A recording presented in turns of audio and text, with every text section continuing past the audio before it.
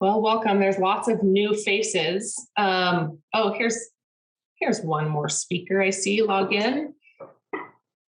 Mark, if you're in, I haven't let you in, but I know that there's always people that sneak in and I don't see them. Ken, I don't know if you're open to it. I'd love an intro just as to what you're working on, and then maybe a highlight of how your week went or how the event was. Mandy, can you hear me? I can. I'm working off my phone and my computer. Perfect.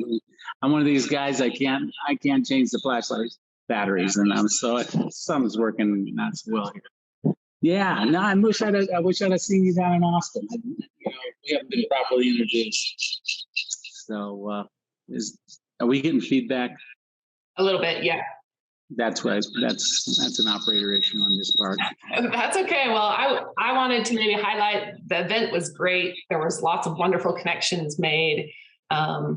Yeah, want to tell, I don't know if you can or if there isn't feedback. I didn't actually go into the conference, so I didn't have an opportunity to listen. I was only there for 24 hours and had a couple of other meetings that I had set up. But everything that I've heard was great presentation, lots of knowledge, great networking within the industry. And so for those of you that maybe if there was anybody else on the call that did attend, I'd love a highlight. Okay, other than that, Tyler, I saw you log in. Can you hear me okay? Yeah, hear you great, Mandy. Perfect. Good to see you. Hello, sir. Good to see you too. And Mark, I saw you. Did you log in? And Joel, I don't know if Joel's camera is on. I'm looking through. There's lots of us on here. As we get logged on, I would love, hi, Hannah. It's good to see you as well.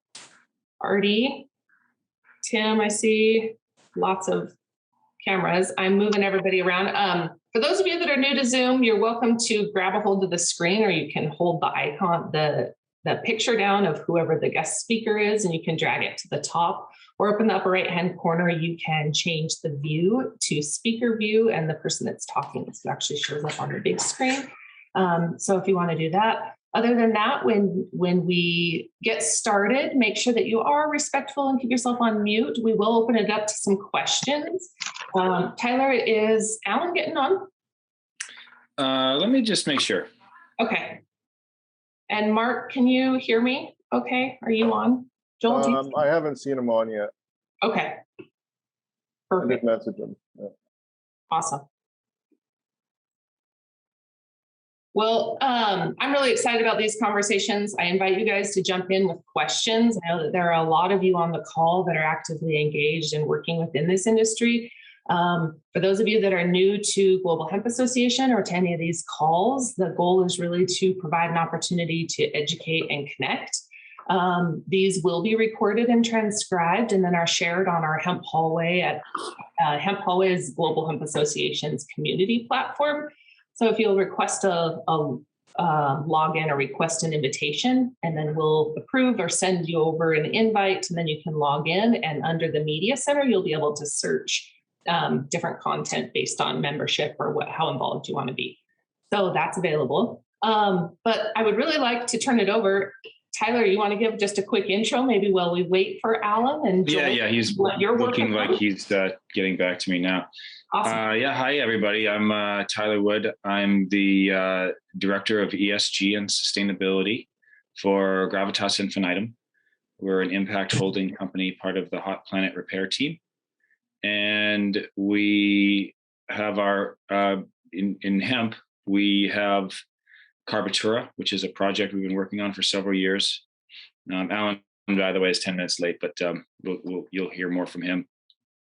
My background is 20 years in the hedge fund industry, always working with incredible trade thesis and working with investors and kind of matching brilliant trade thesis with brilliant people with a lot of money. And ultimately, Carbitura was selected as the top 50 most innovative new companies in the world in August. We're working with Witters. We just launched the world's first carbon negative green bond. Reuters is going to be showcasing that in the upcoming Responsible Business event later this month. we've basically put 25,000 acres of outdoor growing into a 100,000 square foot building, 24/7, 365. And it's basically going to change the world because we're capturing carbon, and we're instead of going after certain aspects of the plant, we're actually going after the carbon, and we're creating our trademarked biographene, as well as graphite and other carbonized materials. But we also can create non-carbonized outputs at the nano level. So from looking at us, we kind of look like a nanomaterials, a nano biomaterials company. And we are using the hemp plant as our medium. And it's pretty exciting. Okay, so just by what you've said so far, I know that there are a lot of people on here that are probably excited to hear certain things or ask certain questions. So I really encourage today questions. You guys know this industry significantly better than I do. And so I'd love to open it up. Feel free to drop your question into the chat or raise your hand for either Tyler or Joel as we get started. And then I'm assuming as Alan gets on, you guys were going to talk more about what you guys are presenting and kind of how this has gone, what it looks like, and so forth. Sure, yeah, we can get into the details. We had a video that was done about us turning hemp to graphene and diamonds. And so that went viral. And then a few months later, we were selected as the world's top 50. And and then we subsequently launched our first carbon negative green bond. Working with our technology next few weeks. Is that mine? I'm having a hard time hearing Tyler. Sorry, I'm back. Okay. I was on the wrong Wi-Fi. Okay. So perfect. So I heard some of that. I don't know if you want to repeat. I don't know if it was breaking up for everybody else, but yeah, probably if you want me to rewind a few seconds. Yeah, we launched our green bond just recently. It's a $100 million green bond. We're using half of the proceeds for Carbitur. The other half is for a company called T4L, Transportation for Life. We're working with Tesla, Porsche, and Nissan, as well as Morgan Stanley and Nationwide on the basically allowing people to subscribe electric vehicles. So it's accelerating the transition into electrification. So the major trends over the next 20 or 30 years are going to be decarbonization and electrification. And that includes everything in the supply chains as far as decarbonization goes. So we're looking at fulfilling the demand for carbon negative biomaterials to replace hydrocarbon materials. Okay, so I know there's going to be lots of questions. I know, Joel, before we dive into questions, did you hear from Mark? And do you kind of want to give an intro about what you're working on? Yeah, so Mark just signed on. I saw him. So if you want to handle that, Mark. Can you hear us okay, You're Mark? muted, yeah.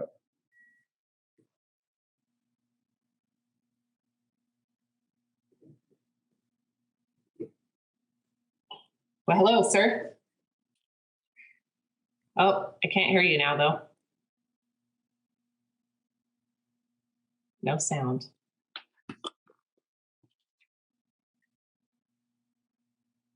Nope. Joel, do you want to introduce yourself? How did you get into this? Oh, wait. Nope, still nothing, Mark.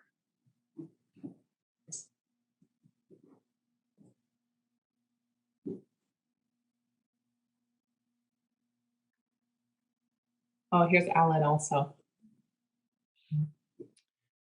Well, if you thought I blew you away, just wait till you hear what Alan has to say.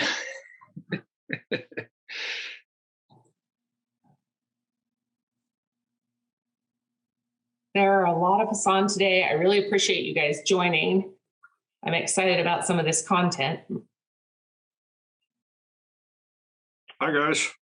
Hello, Alan. How are you? I'm doing great. It's good to have you. We were just kind of explaining what you guys are working on, and I guess this journey along the way. We were waiting for Mark to log in and tell his or invite also. So maybe we'll just jump back over. If you guys don't mind, diving a little bit further into what you're working on, and then later half of this, we'll switch over, and Joel and Mark, you can talk about what you're doing, because I'm really excited about it. Cool. Do you want me to start, or Tyler, do you want to go? I already did a little bit of an intro. I set the stage for you. And so you can go ahead and hit it out of the park. Okay. So, well, 3 years ago, we really started looking at the hemp plant, and we looked at the hemp industry, and we felt that the hemp industry, the way it was starting out, was like 1938 and not 2020. And we said, look at all the work that the petroleum guys have done, all the chemistry guys have done, all the process guys have done, and let's apply those kinds of processes towards the biotechnology, phytotechnology of the hemp plant. And so we looked at it from a scientific perspective, figured out there's about 650 molecules that have any value, and said that there's a couple of ways we can process this plant. One, we can homogenize the thing down into nano level materials and separate them. Some of those materials are worth $500,000 a liter. Other materials are worth $2,000 a ton. And they can be used in a full circular zero waste economy type model. What are some of those materials? Okay. Nanocellulosic crystals, nanocellulosic fibrils, a whole bunch of oils, a bunch of carbohydrates, things that can actually also be further processed into ethanol and other biofuels. And that's just on the non-carbonized side of what we're doing. We then felt that's a little complex for a lot of the bankers to understand all those biomaterials. And so we actually designed and engineered 2 other models. And the one we're rolling out right now is something where we carbonize the whole plant. We've invested a lot of time and money and effort in something called microwave pyrolysis, microwave sintering, and microwave plasma reacting. And we can take the hemp plant, 70% of it we turn into fuel, 30% we turn into a biochar. And then from that point, we can take the biochar and turn it into a biographite, a biographene, or a biodiamond. Now, what's interesting is the hemp plant, in a 30-day period, you can go from a seed to about a 10-pound plant in 30 days. And that 10 pounds is got 4.6 pounds of CO2 from the atmosphere in it. And that's really what we are focused on, is the carbon capture side, and we call it phytomining, basically. We have some other tricks where how we water the plants can affect the output. We can introduce heavy metals, salts, and other types of nutrient additives, and come out with completely different products in the carbonization process. And so we can introduce copper and nickel and magnesium and things like that into the plant because it sucks up heavy metals. And then when we process it, it can turn into reactive graphenes of all kinds of different flavors. It's pretty straightforward what we do. It's all proven technologies. It's really the secret sauce is in the recipes. Some background noise there, everybody. There we go. I don't know who that. And the thing we like about it is the lack of risk. We're able to jam around 25,000 acres of growing capacity in a 100,000 square foot, 120 foot tall building, and it's all automated. It much runs like a data center. Roughly $100 million investment for one of these modules, and it's just good for the environment. It's also highly profitable. Okay, Are there any questions? There is one. Sean, are you using CBD as a means of graphene creation? Yeah, we utilize What does that mean? What is that? What is CBD? Chemical vapor deposition. Okay. Yeah, we really focus at, we use a microwave plasma approach for that. And we can do either a bottom up or a top down approach. It depends on whether we are going for low quality or high quality graphene. It's not a flashing method. I saw one question pop up. It's not flashing. It's vacuum, basically vacuum atmospheric deposition. Okay, Sadie, I see you have a question. You're on mute. And just a reminder, when we do open questions up, make sure it is just about the topic or the question, and then pass it on so we can be respectful of time and get everybody's questions in. Go ahead, Sadie. I just wanted to know if like each 10-foot plant then can sequester that same amount of carbon, like each hemp plant period in the world as they grow? Because he had said that from, it takes 30 days from seed to like a 10-foot plant, and it's got a 4.6 CO2, absorption of carbon from the atmosphere. Yeah, it's a 10 pound plant. 10-pound plant. I'm sorry. Yeah. But each one basically in the world is going to do have that same effect on the environment. Yeah, we're growing 38 million plants simultaneously in a warehouse, basically. I know it's a stupid question. I just, I was just curious as to not just what you're doing, but any hemp plant in the world is going to do have that same effect. Yeah, I mean, every hemp plant in the world can suck up that kind of CO2. Now, we process 100% of the plant, roots and stalk and everything. The plant never goes into flowering. We're just here to use it for carbon capture. We can do the same thing with red ryegrass, jute. Probably about 65, 70 different plants work well for this. Okay, sorry. Thank you. I was just curious about that. Thanks a lot. Yeah. Okay, so here's another great question. So if I understand this, by controlled addition of heavy metals and the growth in the nanoparticles carry these effects? Yeah, what happens is that those effects actually, those minerals and what those at the molecular nano level, those actually carry through the biochar process and affect the properties of the end graphene. We also can introduce those types of things in our plasma process and in our pyrolysis process. We can introduce those kinds of chemicals to basically, we call it doping, where we're doping the carbon atoms or the atmosphere that the carbon atoms are in, and we can greatly change the properties of graphene that way. Awesome. Okay, Guy, great question. 10 pounds wet or dry for plants? 10 pounds wet. Okay. We process everything green. We don't do any drying whatsoever. The hemp plants inside of your warehouse suck up all the CO2 from outside the building? Yeah, we actually pump in atmosphere into the building, and we're a negative emissions building. We are self-powered with our own biofuels, and we are sucking in, doing air exchange with the atmosphere because we basically are sucking CO2 from the atmosphere. Plus, we're pulling CO2 out of the pyrolysis process, out of the plasma processes, and feeding that to the plants also. Sweet. Okay. And what is, let's see, there was another question. And what do you get in the graphene differentiations? Oh, all kinds of things. There's probably 3,000 types of graphene that can be manufactured right now. You can change conductivity, you can change reactants, you can turn things into different types of filtering products. Lots of different properties. The electrical properties can be changed. You can change things from highly conductive to insulative, or thermally conductive to non-thermally conductive. There's a lot of different things you can do with those different atoms.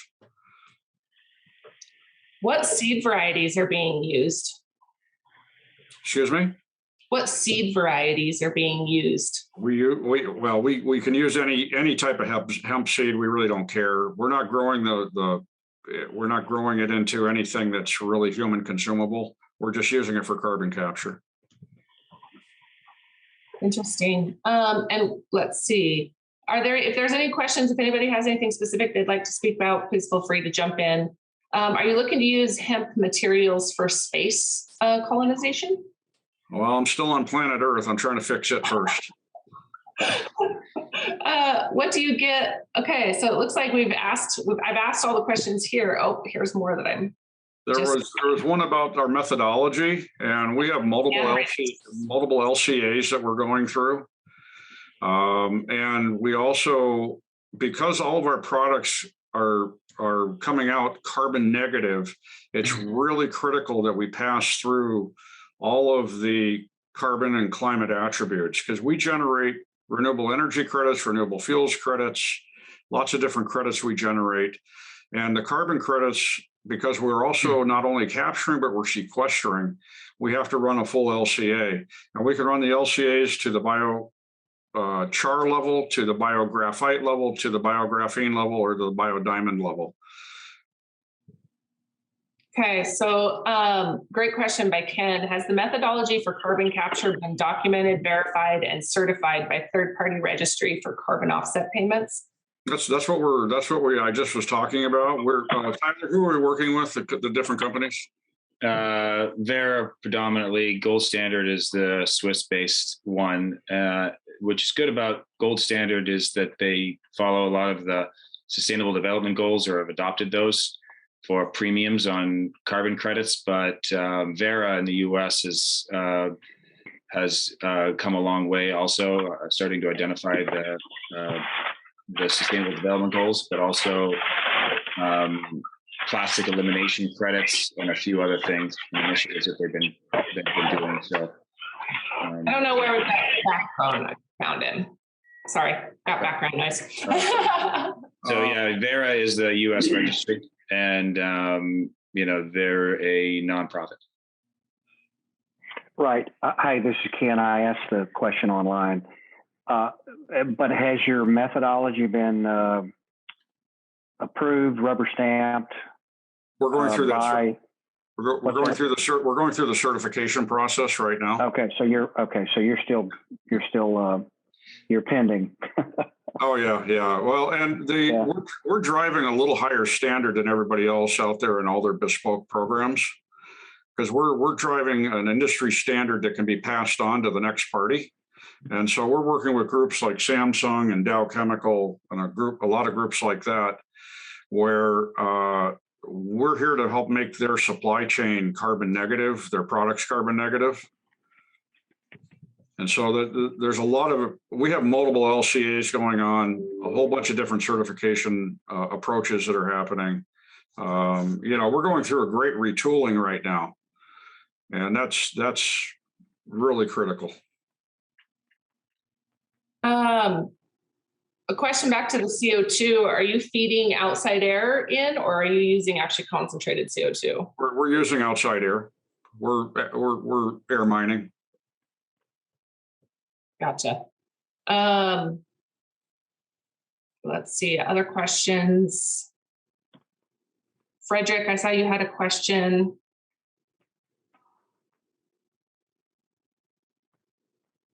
Okay, well, there's quite a few in here. If I read through them, if you guys want to jump in and ask, or if you, Tyler or Alan, see any on here, what carbon verification methods do you use, and how do you verify capture? So go ahead, Tyler. Go ahead. The methodology. There are new methodologies being created all the time. The latest one that's being adopted right now is on the Biochar. So we're adopting that methodology at first, but there's other methodologies that will continue to create either in collaboration with others or ourselves. And then we're capturing up to 350 tons of atmospheric carbon a day. So it ends up being quite a significant amount as far as income on an annualized basis, depending on what the carbon credit is. But, we look at our primary focus of output is our nanomaterials. Okay, so I would love to start. Mark, I don't know if you're available. I know that you were unmuted and then muted again. I don't know if you're available, but I'd love to hear what you're working on. I feel like just the conversation of biochar that just came up and how carbon is being calculated and so forth. Maybe an intro about who you are and what your company is working on. Yeah, so I work with BioMass Energy Techniques. And so our primary focus is, instead of having to produce, let's say, new plant material for these processes, our primary focus is using industry waste streams, forestry waste products that are already being created and produced, already capturing CO2, instead of having to go through all these expensive processes of producing new plant material to do these carbon processes. We focus on utilizing existing products, that even are ending up in landfills today. So that's kind of what we do as a company. So we don't focus on the new plant production as much as we do in industry waste streams, creating valuable products from that. That's great. There's plenty of those. There's plenty of those, and there's some of these areas, seems to be very little motivation to utilize them. There's a lot of motivation to, let's say, grow a miscanthus grass out there to do biofuels or green energy type of things, while there's a big mountain of sawmill waste down the road that's not being utilized or just being burned up for a disposal purpose. So that's where we kind of work, is utilizing current waste streams, all the way from wood products, even CBD hemp production waste streams, that have the ethanol gas and stuff in it, processing that, and like hops waste, we did some of that. All kinds of industry waste streams that we've worked on utilizing. I'm assuming that's your background noise, Mark? That's right. I apologize for the fab shop door has been opened by somebody. That's okay. I'm curious to explain or to go over, what makes good biochar, and what makes the system at which you're using efficient and stand out. And then, yeah, I'm curious. So what we work on is, of course, carbon sequestering is, of course, a big deal. But now with processing these products, you have a high thermal energy that can be used for power production or heating purposes, like dry kilns or drying materials, on down the list of uses for thermal energy, even beyond electricity, right? Producing electricity. But so that in the process, while using an actual waste stream, is why what kind of drives us. So personally, I hate to see growing space used up by just to simply grow a plant for a biofuel production when all these waste streams are being landfilled. So to me, it's pretty ridiculous to tear up some grassland or timber and grow something else while you're not utilizing what's already being wasted. So anyway. So talk to me about the carbon piece and the use. Where is the market for biochar? Where do you see really the benefits, especially in the agriculture space and for the carbon credits? So carbon credits, the machine we have currently in operation is eligible for carbon credits. To my understanding, what we've been told last week, $230 a ton of the product coming on. So every ton of carbon product coming out of the machine would be $230. I'm sorry, I'm misunderstanding. Maybe I don't understand. $230 in credit? $230? Yes. Okay. In carbon credits, yeah. For each. Okay, so then credits For each back ton of to biochar. right. Yes. Yeah, that's be carbon credit dividends that you can tap into. Yeah, I'd like to hear more about that on the 350 a ton on the carbon credits. We've been looking at some different figures. So that's what I was told, $235 a ton, which this machine produces about 5 tons in 24 hours. So it's pretty good little cash flow, and you still have the thermal energy to do something with, plus the carbon to sell. So it's pretty interesting. Mm-hmm. Yeah, I'd be. Yeah, I'm interested in that on the biochar carbon credit. I think it's the final implementation of that methodology is supposed to be happening. I think this quarter, or at least announced by Vera this quarter. And it's kind of an open market, so it's not like these are voluntary carbon credits. So, people may say that they may get up to $230 a ton, but what the going price is on an exchange is a different figure. And what does that look like now? What are you seeing things? Where are you seeing things at? I'm gonna go ahead. Depending on where they're from, there's certain geographic locations and vintages of when they were created. So there's a couple of different factors, and then a couple different sources. I would say that United States doesn't really have as big or robust a kind of a market, but it's getting bigger. And so anywhere from like $5 for a ton of carbon credit to one carbon credit being about $5 worth of 1 ton of atmospheric carbon, anywhere to Europe prices between $50 and $60 right now. And then we have the 45Qs, which is the federal tax credit. And so there's some credits there from government tax credits. But the voluntary market has also some higher called CORSIA credits, which is for shipping and aviation. And that is actually a higher price for those carbon credits.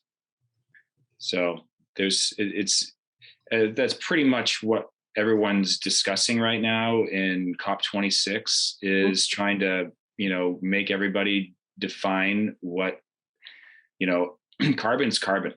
Whether you capture it in Africa or you capture it here, it's still carbon, and we have to get it out of the atmosphere. The thing is that we're all carbon. We're made of carbon. You and me, our pets, everything around us is made of carbon. We just have too much in the wrong place. So we've got to get it out of the atmosphere, and at an alarming amount. But the good news is that what we're doing is we're pulling carbon out of the atmosphere more efficiently than the oil wells are pulling hydrocarbons out of the Earth's crust. But instead of getting into a high capex, low margin output product, we're creating our nanomaterials for high margin outputs. There have been a couple of questions that came in, and not to shift subjects, but a little bit on the trade platform, right? And what does that look like, and the need or place of blockchain and NFT technology? Blockchain is just a ledger. It's a technology for a ledger. There's quantum ledger and there's, blockchain. And there's other potential ledgers that are out there. I think the whole world's, diving into crypto right now. I can't imagine, the amount of electrical waste and energy waste is just astronomical, for this fairy tale currency. But, I wish them all the best, but, they're blowing a ton of CO2 up in the atmosphere. I tell you that. This whole, trend. So I think we're going to have to decide whether we want to go for riches or go for, multiple generations from now. Go for the moon for crypto and you're rich as hell, but your grandchildren won't be able to breathe. So we've got to make a decision dramatically on where we're putting our money. Okay. Any questions? Neil, I saw you had a really great question. I don't know if you want to ask about which is true. I was just scrolling through. Are you available to ask a question? Mark, do you have anything you want to add? Yeah. My question was, and I pose this on a number of these things now, is trying to get a handle around reality of carbon price. So which is more valuable? 100 metric tons sequestrated for 10 years or 100 metric tons sequestrated for 10 years. Did I say that backwards 2 times? Yes. The idea is both are 1,000 metric ton sequestration years. It's just one contract is for a period of 10 years and the other is for 100. 100 is generally more difficult prove in the long run, right? How do you do it? The big one everybody's driving towards is 1,000 years of permanence. Well, that's what this is. It's either 10 years or 10 tons for 100 years or 100 years for 10 tons. Well, I think you're saying a couple different things there. We have to target 1,000-year permanence no matter what, and it doesn't matter how many tons. Yeah, because it's billions of tons. We need to get it out every year. Yeah, it's not measured that way. We have to look at it. There's several things we have to look at when we go through this process. One is what's the capturing that's happening? What's the degradation of that capture post-process? What's actually sequestered and sequestered permanently? What is sequestered non-permanently? And then what additionality do we have to deal with? Because if you have a business that's actually making money while you're doing this, why do you need the carbon credits if you're able to pay for the capturing already? And so you have to be very careful on how you structure your businesses to avoid the additionality clauses that then kick you out of all of this to start with. Okay. I hope that answered question. Mark, you want to go ahead? So just a thought here about this 1,000 years sequestration. My past 4 years of growing with amended soils, like carbon amended soils, like sequestered carbon in plant production. So now, okay, let's say we sequester a certain amount of carbon, but we use it in a soil application. The plant growth rate is accelerated so greatly. It's a continuous revolution, self-renewing, because as that soil became rich in carbon, now it produces more plant, which absorbs more CO2, decays back and feeds more plants, so it creates a permanent change in that reaction. Let's say that carbon doesn't last more than 500 years. It did a lot more than the original poundage. That was sequestered.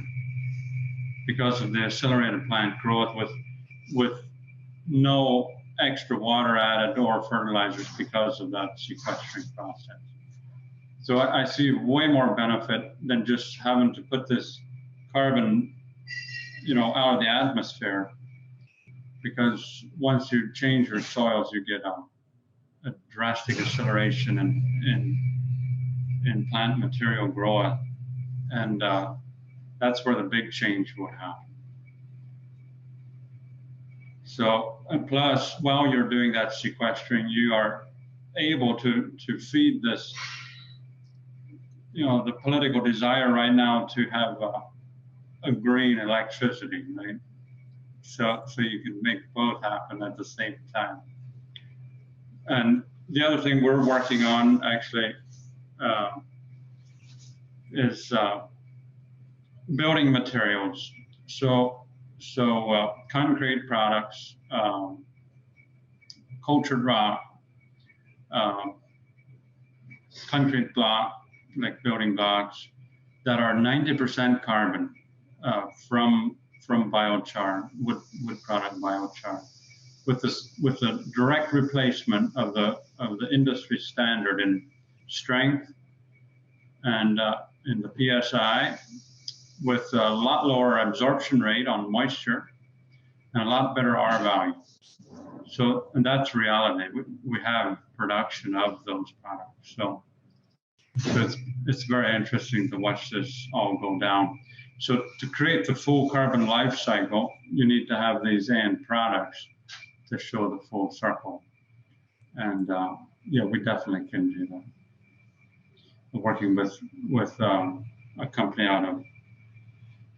called Carbon City Connections. So we're putting this program together as we speak. So it'll hit the news within the next 2 months. You'll see it. You'll see it on your television what we're doing. So anyway. Hey, I want to hear about it. I'm curious about questions. I don't know, Christy, I know that you're logged on, or if anybody else has any questions that is directly studying and working in the carbon space. I would love to get a good discussion or dive into some topics. Wendy, I have a question for Mark, or a statement, and a couple questions regarding.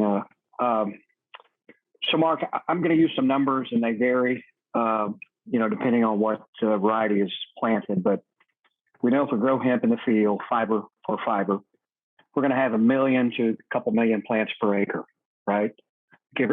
Obviously, I got a spread of 1 million, but on the low side, 1 million all the way up to 2 million I've seen. So from that acre, that plant is capturing carbon. It's capturing carbon, above ground carbon from the biomass, below ground because of the root system. I'm hearing that the root system is 18, 20% of the plant.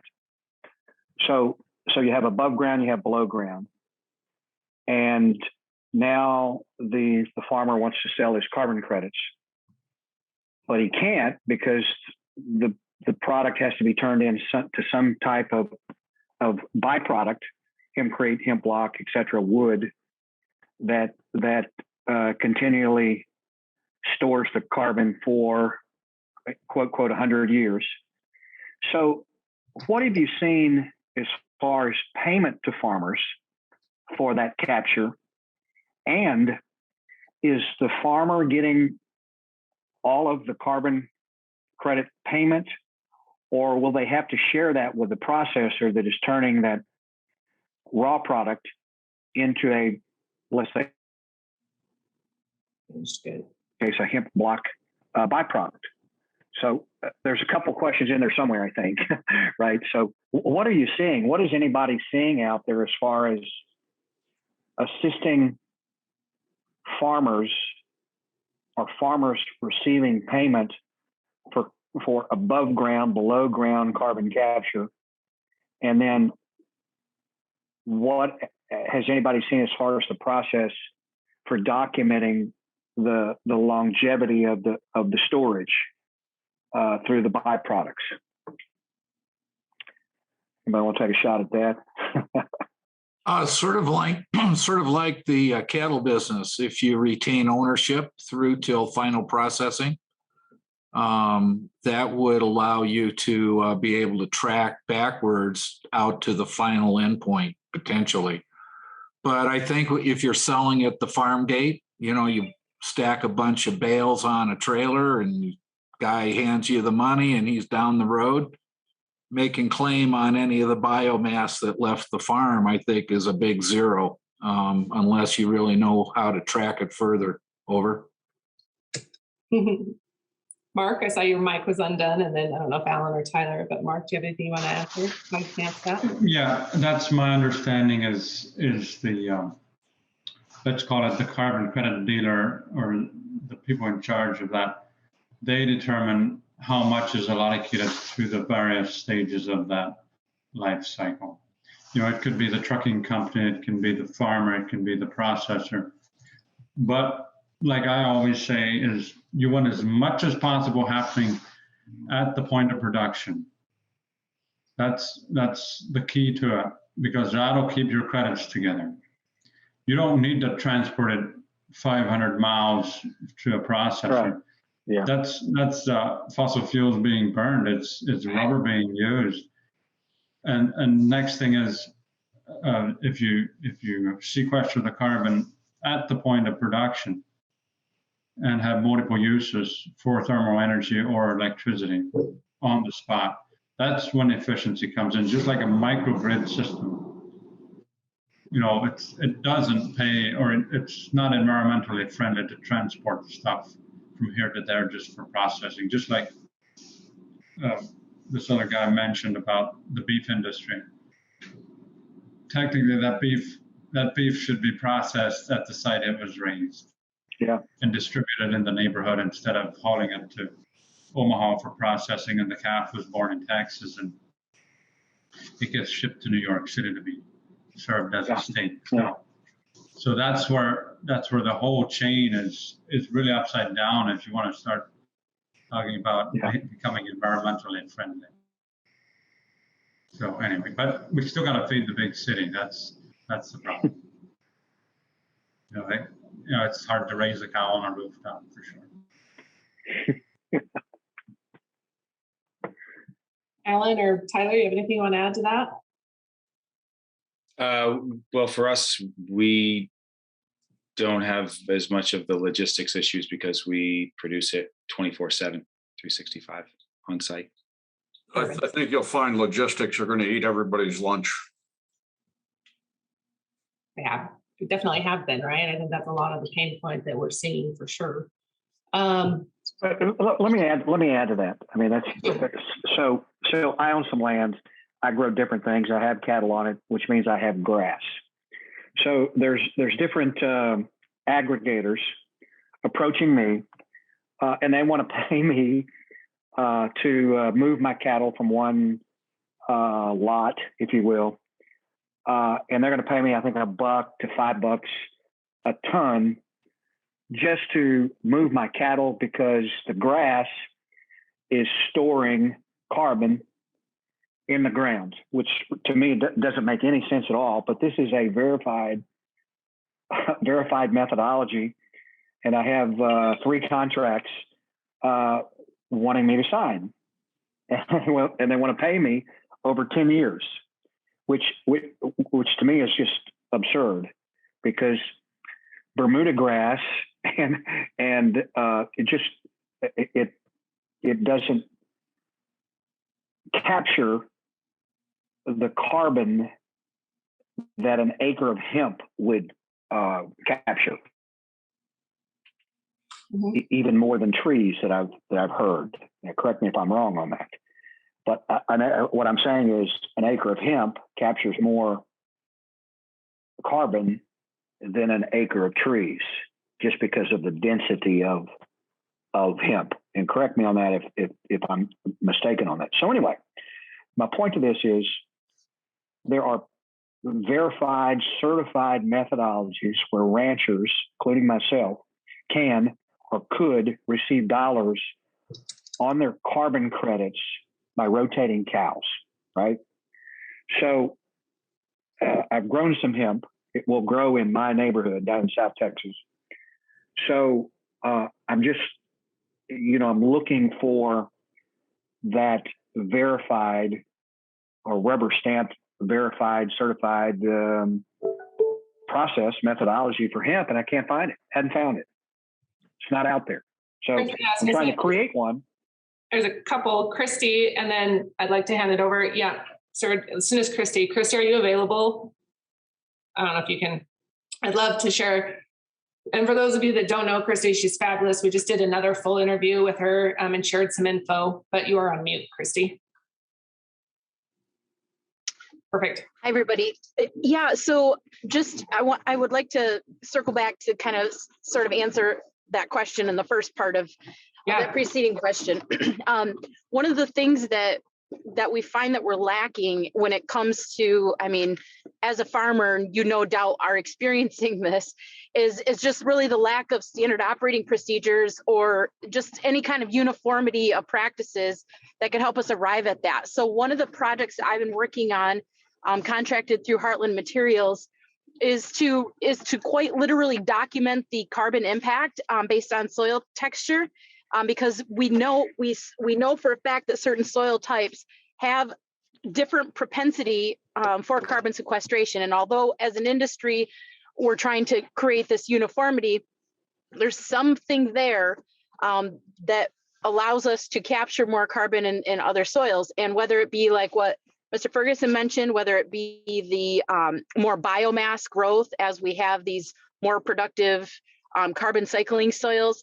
But basically, I've spent this year collecting samples using the Haney soil testing methodology to also take a look at soil health, bacterial and fungal engagement, because whether we want to believe it or not, they play a role there in that process, along with a myriad of other nutrient cycling that takes place. So we have a lot of questions still. In fact, the more answers we get with the soil, the more questions it generates for us, which is of course very frustrating.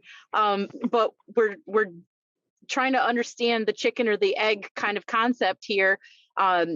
Does hemp play a role or improve carbon sequestration in any way, shape, or form? And then the secondary question is that dependent on soil texture and soil type? Is there geological features to that particular farm that allows it? Just because the hemp grows there doesn't mean it's ideal for this type of thing. As somebody just mentioned a second ago here, I mean, logistics are going to eat the lunch of this market because we are, we are still lacking that regional processing for us to be able to have regional processors in proximity to our farms. We're trying to grow hemp all across America. We have only a handful of processors that are capable of creating material on spec to actually do something with. So, I have to acknowledge that there's just, we're still in that data capturing phase on the larger scale ag, right? So if we have a completely closed, controlled environment, that works. That model can work. It's very input in, output out. It's very simple, right? So what we're finding in these different ag environments is there are some interesting nuance in tillage practices in terms of what that plant is doing or what that carbon is capable of, or what the soil is capable of, rather. There's some nuance too in planting practices. And just in general, if we're in river bottom, or if we're in naturally more productive soils, or we have loamier soil textures, or whatever that might be, there's just a lot to unpack there. And I mean, we have these, okay, where do we stand with this study? And we keep coming back to, all right, well, so what does this mean? And so then how do we take this out to the next level? And how do we create some type of, framework to give farmers? And the answer is, we don't have that yet, but we're working on it. Mr. Lambert, I'd love to share our framework with everyone if it was of at all interest. I'm sorry to butt in. We've actually answered a lot of these solutions and issues to do with hemp production in multiple types of soils, in drought conditions, in frost tolerant conditions down here in Australia. And I'd love to share with you the different, solutions that we've found to drought tolerance and frost tolerance, especially working with Canadian cultivars that are completely opposite to the latitudes that we're naturally used to working with. To talk about just briefly what you were talking about then with the fibre and logistics eating up everyone's, margin. We've found that actual on-site decortication of fibre and herd is a much more viable process and methodology to tackle this, instead of having facilities set up in strategic locations that everyone has to then pay to send the material to. I think the chicken and the egg situation can be solved by taking on a similar approach to what we've done, which is a mobile processor using a normal conventional header and adjusting the internals of that header to be able to split herd and fibre once it's been erected. That's the real big ultimate game changer that we've come across in the past 6 months here. And I think that could be very enlightening to a lot of people in the hemp industry around the world. If anyone was interested. I would be more than happy to open up and even have you on sometime to talk about it specific about how you're doing it and what that process looks like. It's definitely we do a number. I'm very sorry. I did arrive a bit late. I'm sorry. Okay. You're all right. But I am here, and I've been in this hemp industry for about 9 years now, here in Australia. So it's been a massive struggle for us as well. But let's set something up for sure where we can. Like I said, I would really like to share, especially on the Australia side. There's lots of projects and in the energy sector that I'm interested in. I'd love to. But Mr. Lambert, I'd love to hear. I've been more than happy to do that. We can organise time scheduling up. Yeah, more than happy to share what we've been up to. Okay, perfect. Thank you. Go ahead, sir. Yes. Do you hear me? Yes, go ahead. Just very, very rapidly. I used to teach carbon credits, so I've known about them for about 12 years now. Just so that people don't get confused, it used to be that avoided emission. So if you built windmills or solar panel instead of a coal plant, you'd get some carbon credits for that. The market went up to about $220 billion a year. The Chinese and the Indians took advantage a lot. They built a windmill industry on that. So it was good. It did help the renewable energy sector to grow really fast in the last 10 or 15 years. But this time is over because the price of renewable energy is lower than coal plants now, or just about the same price. So you don't have this so-called additionality anymore. The difference, there's no difference in the price, so you don't have additionality, so they won't give you carbon credits for renewable energy. So we're switching to a new field, which is called sequestration, or nature-based climate solution. And within this NBS, you have tree planting, you have no-till agriculture with cover crops, you have holistic grazing management that Alan Savory has been proposing. You're moving the herds around at a certain rhythm, mimicking bisons and mimicking nature in the past. All this is based on science that comes from the history of soils. Biochar is a little different than these other NBS, nature-based solutions, because it is recalcitrant to decomposition. It is very permanent. The difficulty with no-till agriculture and cover crops is, of course, if someone starts tilling the soil when you sell the farm, for example, the carbon will go back in the atmosphere. So the credits will be given differently. They will be given for a shorter period of time because you can't ensure that the practice will be permanent. In the case of biochar, the advantage is that if you use it in asphalt or in concrete, or if you use it on organic farming, or if you feed it to herds, animals, it is staying, it won't, the only thing you can do with biochar to send it back to the atmosphere is to burn it. So that's why the carbon registry, the VCS, voluntary carbon standard that is building a methodology around biochar these days, That's why the only thing they ask is that you prove that it's been used within a year and that you haven't burned it. You're not replacing coal with charcoal or biochar, to reduce your emissions.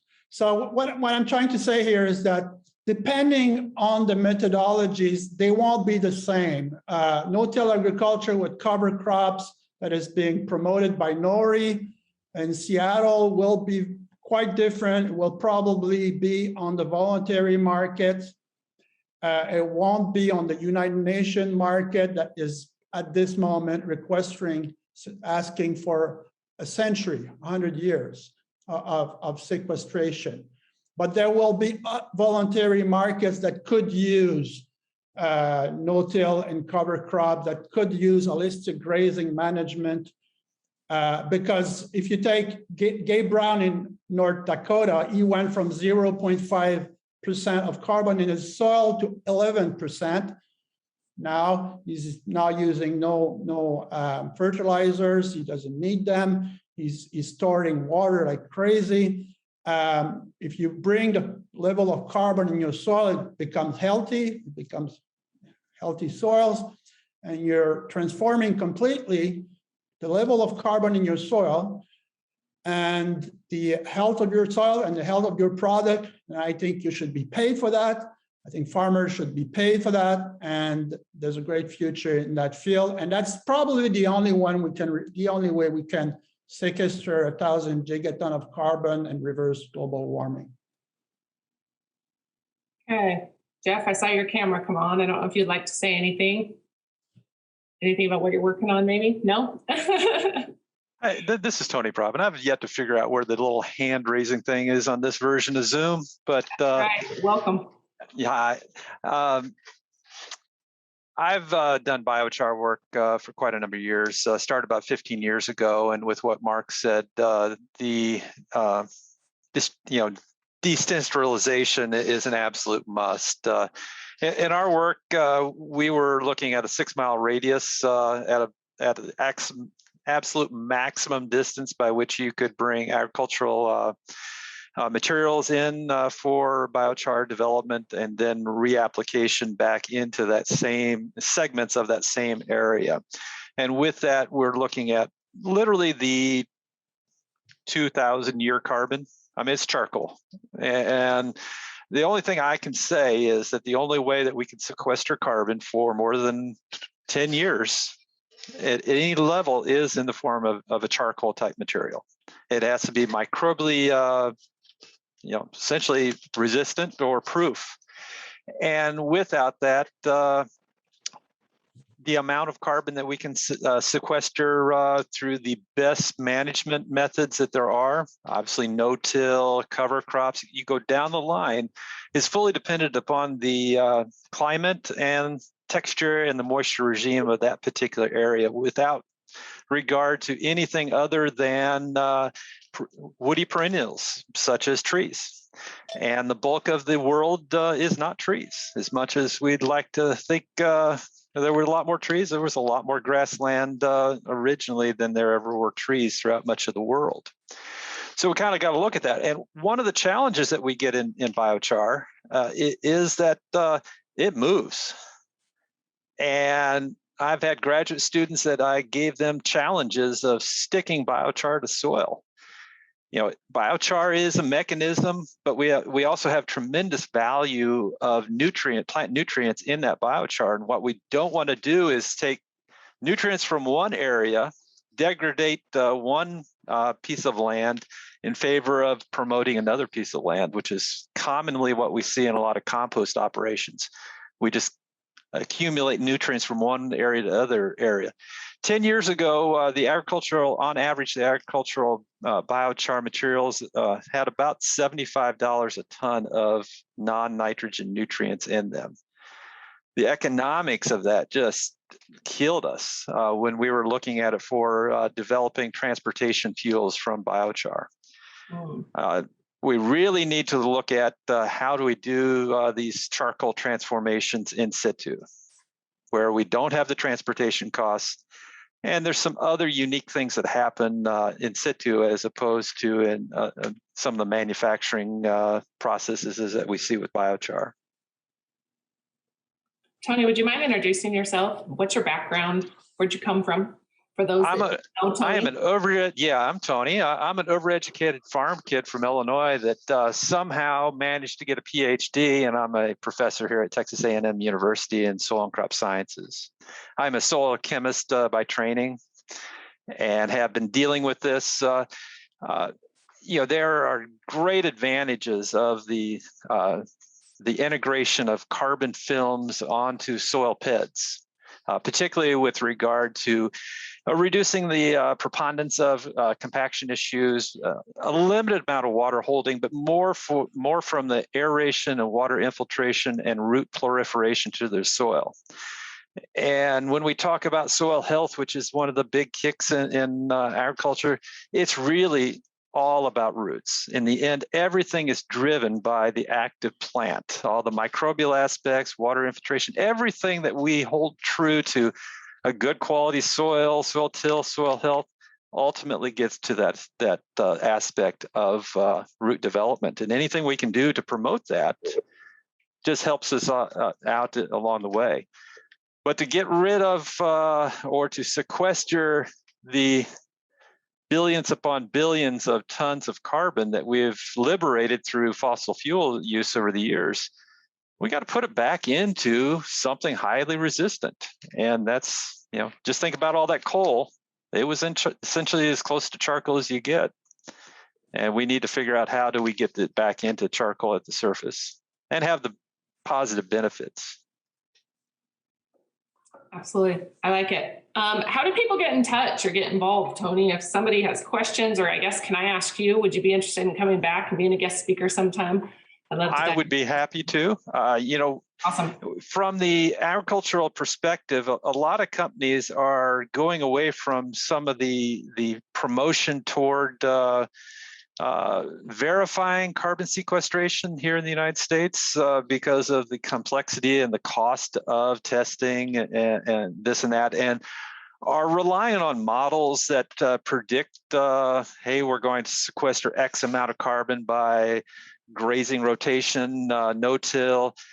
Unfortunately, they're extending data from one area of the world or one area of the country, and not everything, that data set isn't robust enough to be able to do that.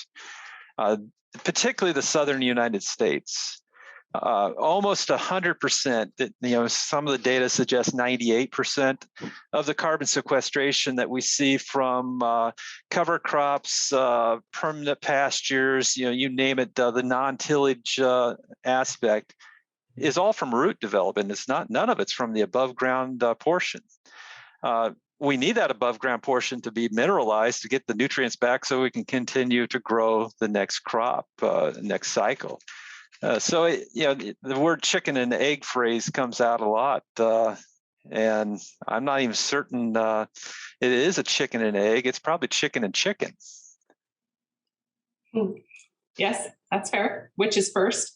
Amit, I saw your hand is up. Feel free to go ahead. Christy, did you have something you want to add real quick? Sorry. Go ahead, and then Amit.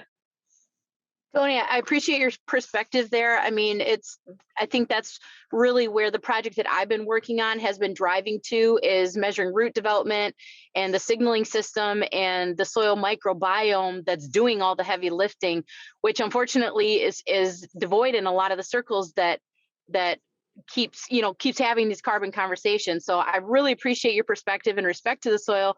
That's what I'm all about. So it makes me happy to hear that there's other people that are acknowledging that critical, the critical essence of the soil playing the role, right, in doing the heavy lifting that we're all trying to get to. So thank you for that. One of the areas that from the no-till perspective, the cover crop aspect is the reduction of erosion and reduction of degrading the natural productivity of the soils that we currently have. So there's a lot of things, and there's a lot of room for everybody to play. I love it. Thank you very much. Amit, go ahead. Hello, everyone. My name is Amit. I'm a farmer from Oregon, and have been associated with him for the last 3 years.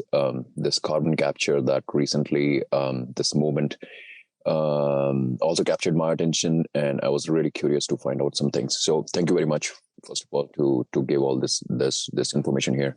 I had a quick question about, since you guys are discussing about hemp plant absorbing carbon below the ground and above the ground. So below the ground, pretty much, I think I read a lot of articles about how we can, that said that maybe 1 acre of hemp absorbs a certain amount of carbon that the trees cannot absorb, or that kind of stuff.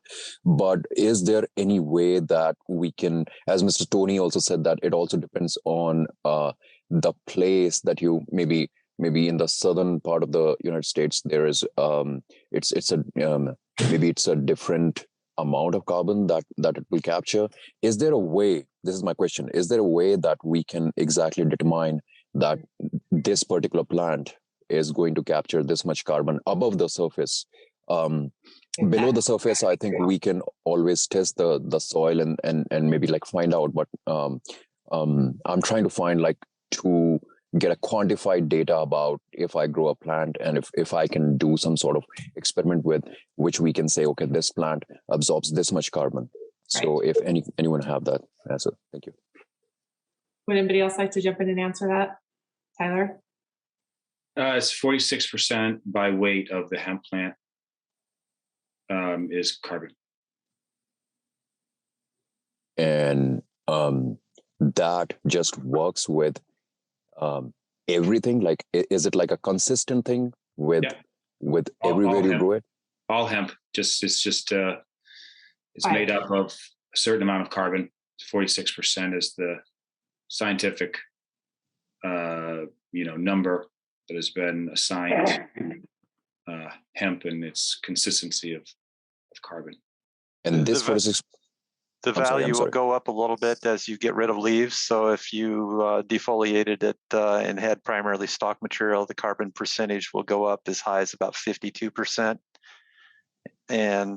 But it's, realize you have about 80% moisture in this level of development of the moisture too. So you could go out and cut, know how many plants you have, cut it, 10 plants per acre, weigh them, and just do some quick math and you'll have that. Awesome. Gotcha. Great questions. Okay, any other questions before we're already over an hour? I saw Alan had to drop off. Greg has a question just confirming it's dry weight. Yeah?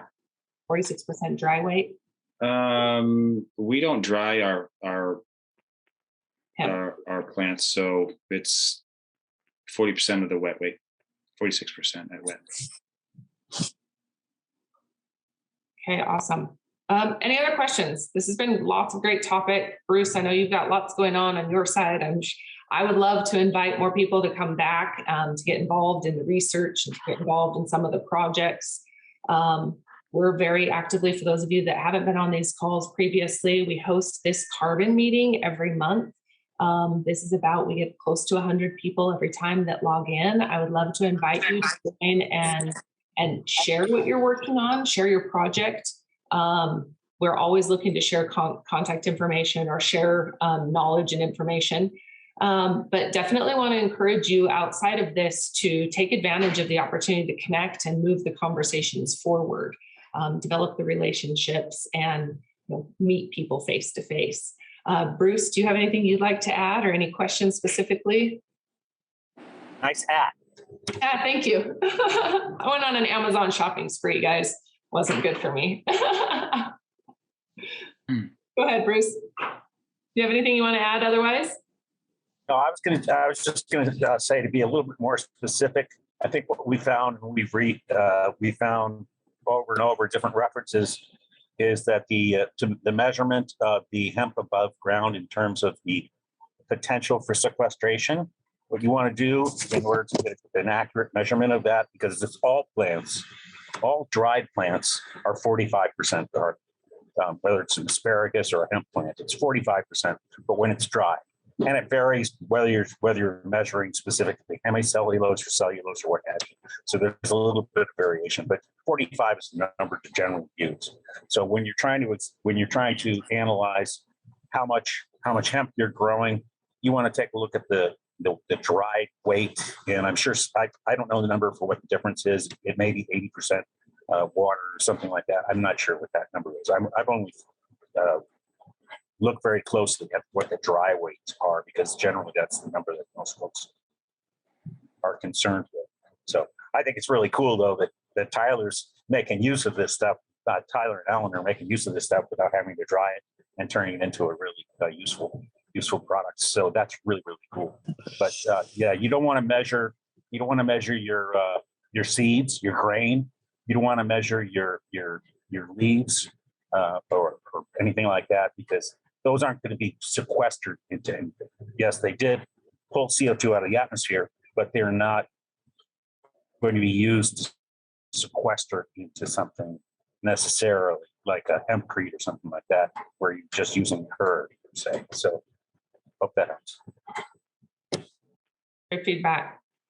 You want to talk a little bit about, I know that both of you are working on your X Prize. I know there's 2 X Prize competitions, probably more in this room, I don't know, but if either of you would like to share kind of what is the X Prize for those that don't know, and how would somebody get involved, or what does that mean? Bruce, you can talk about yours. You haven't got as much chance to speak. You could talk about your carbon capture. Sure. Yeah, thanks, Tyler. Yeah, and I talked to Tyler first time a couple of months back. I actually know his dad. He reached out to me quite a while ago, and we had a great chat. Super guy. But yeah, we continue on our efforts to pursue the X Prize, but that's only one thing that we're doing with Drawdown Hemp. We think the real objective is something much bigger. We've got like 30 different people that are part of the team. A few of us do more work than a whole lot of others, but you know, that's the way all organizations work, where you're not getting paid. So, but yeah, we're looking at a number of different solutions to be able to and quantify those different types of hemp products and hemp solutions, like 20 of them, and trying to identify those that are the very largest, not only from a carbon sequestration, but also a carbon avoidance perspective. There's more carbon avoidance opportunity out there than there is carbon sequestration. Just right off the top of your head, think in terms of replacing fuels, right? Like gasoline and jet fuel, and that's a big number. And that's all carbon avoidance, most of the carbon avoidance. So there's a lot of things. We're looking at 20 different types of hemp products and quantifying them so that people don't run around saying, yeah, hemp is going to save the world. I got a little clue for you, though. It's going to save the world. But we have to quantify it. You can't just go out there and say, we're going to do all this, the hemp's going to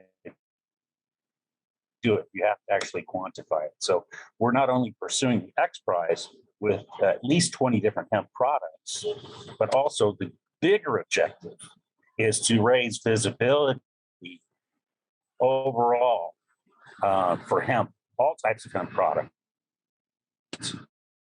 Because I'm going to tell you what's going on right now. A lot of them, what they're doing is they're promoting things like direct air capture and carbon capture and utilization. And if you take a look at what the reality is, this the oil and gas industry, it's diddly squat. And we are really going to need, humanity is going to need a plan B. When those guys plans, then they ultimately fail. And I think so. Your Wi-Fi is breaking up. I think you're kind of hard to hear a little bit.